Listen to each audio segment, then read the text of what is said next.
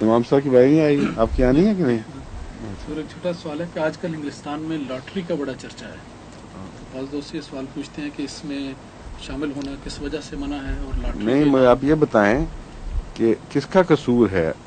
آپ نائب امیر بھی ہیں اور امام بھی ہیں مسجد کے، کہ اتنے سادہ سوال کا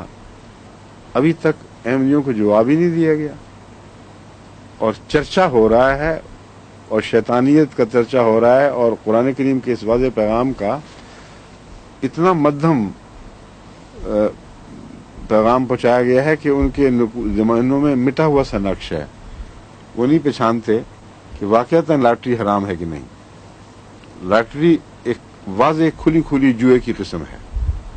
اور جوئے کو قرآن کریم نے حرام قرار دیا ہے۔ اس لیے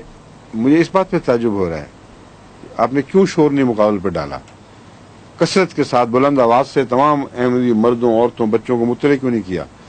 کہ یہ جھوٹ ہے اور محض شیطانی ایک شیطان کے ہاتھوں میں انسان کو گمراہ کرنے کا ایک ذریعہ ہے اور نقصان پہنچانے کا ذریعہ ہے۔ اور لاٹری میں جتنی بڑی لاٹری ہوگی اتنے زیادہ لوگ شریک ہوں گے، اتنی زیادہ امیدیں آسمان سے زمین پہ گرائی جائیں گی، تو صدمے اور ٹھوکر کے مقامات کتنے زیادہ ہیں، اور ایک آدھ آدمی کو اتنی دولت مل جائے گی جو اس سے ویسے سنبھالی نہیں جانی، وہ پاگل ہو جائے گا اور اس پہ خرچ بھی بڑے بےہودہ کریں گے۔ تو جہاں پہلی سوسائٹی میں امیر تھوڑے اور غریب بہت زیادہ ہیں، وہاں زیادہ غریبوں کو اور غریب کرنے کا کیا فلسفہ، کیا تک ہے اس میں؟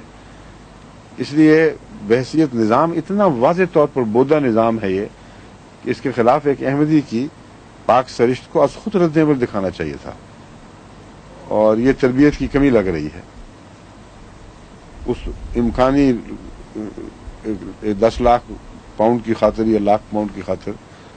وہ قرآن کے نظام سے تعلق توڑ لیں، اور پھر اپنے لیے بھاری اکثریت کے لیے، بلکہ قریباً سب کے لیے ہی، سب جتنی بھی تعدادیں ہیں بچوں وغیرہ کی، ان کے لیے ایک مایوسی اور ناکامی اور آخر نامرادی کا سامان پیدا کریں، بالکل لغو بات ہے۔ آپ کی باری ہے۔ ظہور مہدی آخر